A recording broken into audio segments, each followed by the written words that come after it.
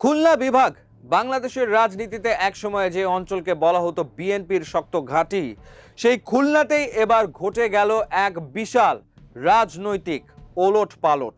৩৬টি সংসদীয় আসনের মধ্যে ২৫টি আসন জিতে নিয়েছে জামায়াতে ইসলামী, আর বিএনপি পেয়েছে মাত্র ১১টি আসন। এখন প্রশ্ন হলো, এই হঠাৎ জামায়াতের বাজিমাত কিভাবে সম্ভব হলো? বিএনপি কোথায় হারলো, আর এর প্রভাব কি পড়বে পুরো দেশের রাজনীতিতে? আজকের ভিডিওতে আমরা সেটাই বিশ্লেষণ করার চেষ্টা করব। চলুন আগে সংখ্যাটা বুঝে নেই।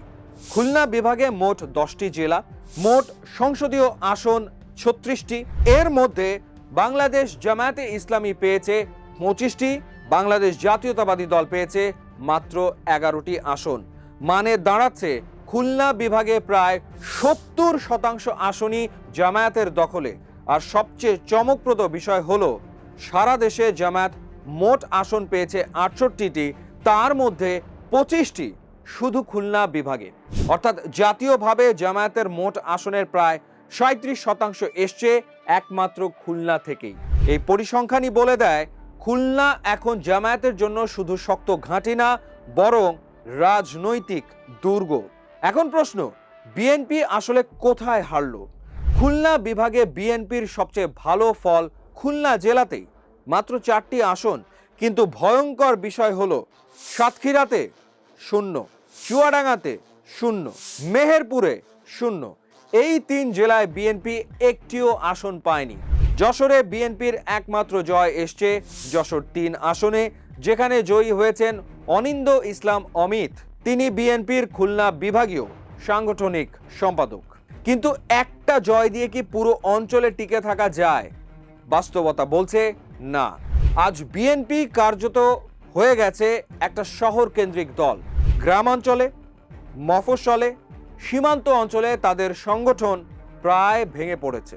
অনেক জায়গায় দেখা গেছে কর্মী নেই, পোস্টার নেই, প্রচারণা নেই, আর ভেতরে ভেতরে দলীয় কোন্দল। ফলে মাঠে দাঁড়ানোর মতো শক্তি ছিল না।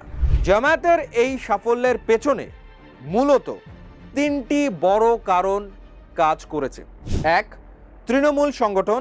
জামায়াত বছরের পর বছর ধরে মসজিদ, মাদ্রাসা, কওমি ও সামাজিক সংগঠনের মাধ্যমে গ্রামে গ্রামে নেটওয়ার্ক তৈরি করেছে।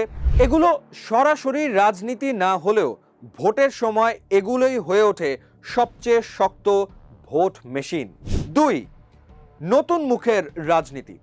নীলফামারী, কুড়িগ্রাম, গাইবান্ধা এই জেলাগুলোতে প্রায় সব এমপি নতুন। মানে পুরনো মুখ নেই, দুর্নীতির অভিযোগ নেই, ভোটারদের চোখে তারা ফ্রেশ অপশন। মানুষ বলেছে, পুরনোদের দিয়ে কিছু হলো না, এবার নতুনদের দেখা যাক। 3, অনেক এলাকায় বিএনপি কার্যত মাঠেই ছিল না। সেই শূন্য জায়গাটা পূরণ করেছে জামায়াত। রাজনীতিতে একটা কঠিন নিয়ম আছে, পাওয়ার হেটস ভ্যাকুয়াম। ক্ষমতা শূন্য থাকলে কেউ না কেউ দখল করবেই। জামায়াত ঠিক সেই কাজটাই করেছে।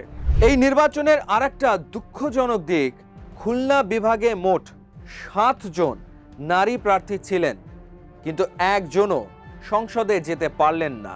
2026 সালেও আমরা দাঁড়িয়ে দেখছি, বাংলাদেশের রাজনীতিতে নারী প্রতিনিধিত্ব এখনো কেবল পোস্টারেই সীমাবদ্ধ।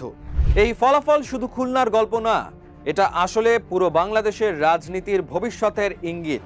এর মানে 3টা বড় বিষয়। 1, জামায়াত এখন আর প্রান্তিক দল না, তারা এখন বাস্তব ক্ষমতার দাবিদার, সংসদে বড় ব্লক তৈরি করতে সক্ষম। 2, বিএনপির জন্য এটা একটা অ্যালার্ম। গ্রাম ভিত্তিক রাজনীতি না ফিরলে আগামী নির্বাচনে তারা আরও পিছিয়ে পড়বে। 3, নতুন প্রজন্মের উত্থান। সংসদে ঢুকেছে অনেক নতুন মুখ। এর মানে রাজনীতি যাচ্ছে একটা বড় জেনারেশনাল শিফটের দিকে। এক সময় বলা হতো খুলনা মানেই বিএনপি, আজ বাস্তবতা বলছে খুলনা এখন জামায়াতের দুর্গ। প্রশ্ন একটাই, এই ঢেউ কি খুলনাতেই থামবে, নাকি আগামী নির্বাচনে সারা দেশেই দেখা যাবে জামায়াতের বাজিমাত? আপনার মতামত কি? কমেন্টে লিখুন। ভিডিও ভালো লাগলে লাইক দিন, শেয়ার করুন, আর এমন বিশ্লেষণ পেতে চ্যানেলটি সাবস্ক্রাইব করুন।